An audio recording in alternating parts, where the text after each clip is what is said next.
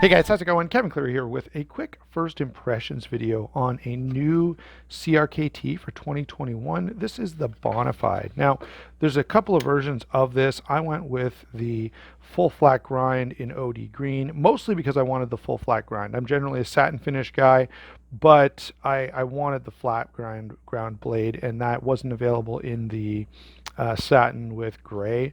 Hopefully that's something they remedy in the future, but for now, this is what we're looking at. So obviously I was more interested in the field strip technology with this knife, and field strip technology is not something I usually get that excited about. In fact, when I'm in the field, I usually stay dressed, but this is a new feature, and so I thought I'd take a look. I will just say this. I would never buy a knife solely to get this, all right? So if you're looking at this, thinking about buying it for yourself, keep that in the back of your mind, all right?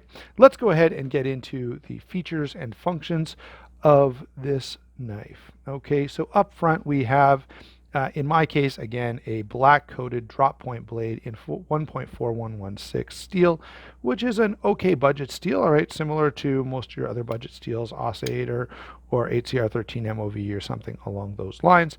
It is, as you can already see, a bearing flipper, or a flipper with bearings. We've got a liner lock here, aluminum scales over nested stainless steel liners that are also black coated. That's a pretty nice touch. The aluminum carries on through the backspacer there.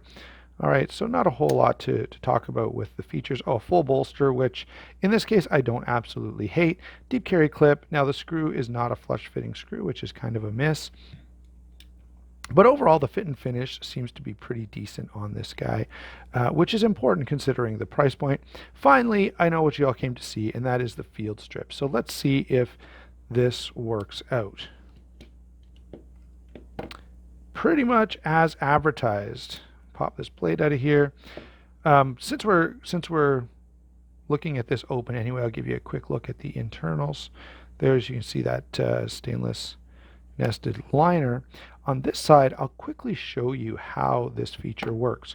So over here you can see that the pivot and the screw at the back have these little edges on them, and they are going to pop into the holes here and here. And then when you flick that into place, I don't know if you can see that, I'll do it again. So there it is, moved out of the way. As it slides down, you can see there's a piece of metal, and it's one solid piece of metal that runs throughout in this sort of hollowed out handle, and both ends get that little piece coming in to wrap around in under. There you go, the screw, and you can actually see that little bit of shiny wear from that sliding on and off. All right, and it really does work as easily as they advertise. I'll do it just one more time. I do it two more times. What the heck? I don't have a big rush here. I kind of do, but so we're going to pop this guy back together. Oh. Don't have it in the wrong position when you try to close the knife, or it definitely won't work for you. Oh, you know what? That's pretty impressive. So there's no blade play as I put that back together. This is something I always worry about with a knife like this, where it's going to be, I don't know how often people are going to take this apart and put it back together. But if it's a lot, I could see wear and tear taking place on that little edge in there. See that? Hopefully that won't be the case. And again, you probably won't need to take that down all that often. One other interesting thing to point out is that they've got the bearings sort of secured into the blade, which is a nice touch that allows you to have bearings and still have a knife that easily goes together and comes apart and goes back together. And there you go. And it really does work as advertised. There you go. You just saw me take the knife apart and put it back together, a couple of times there. In terms of size and weight on this, we've got 8 3/16 overall. Okay, that's the full length. Just over 3.5-inch blade.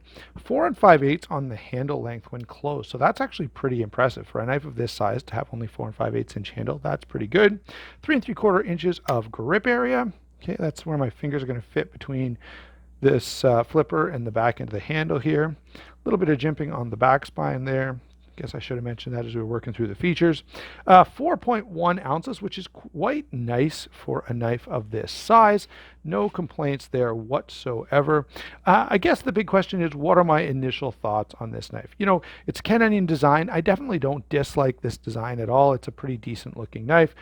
And again, the main thing to consider here, for me anyway, as I look at this knife as a review subject, the main thing that I think of is, would I buy this for $100 if it didn't have field strip technology?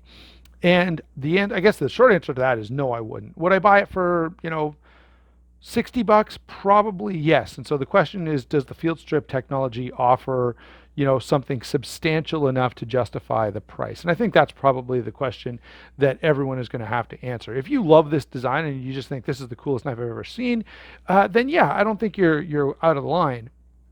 But I will say, you know, I think they're charging a substantial price, and I would compare this to something like, you know, you got an aluminum knife here.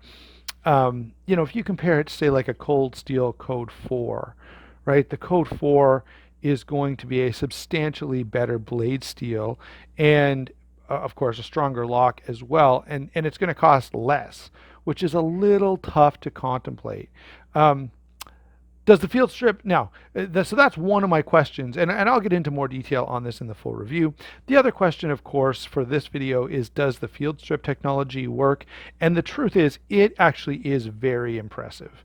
So I have to say, you know, they've really done a good job. It's as simple as they say, and it does come apart so easily and go right back together again so easily. So I've got to give CRKT credit for coming up with a really innovative mechanism there, but it's a mechanism on a feature that is, you know, a novelty at best, right? I rarely need to take my knives totally apart, and certainly I don't have to take them apart often enough that I need some kind of special field strip technology like you would have on a gun that allows it to come apart really easily.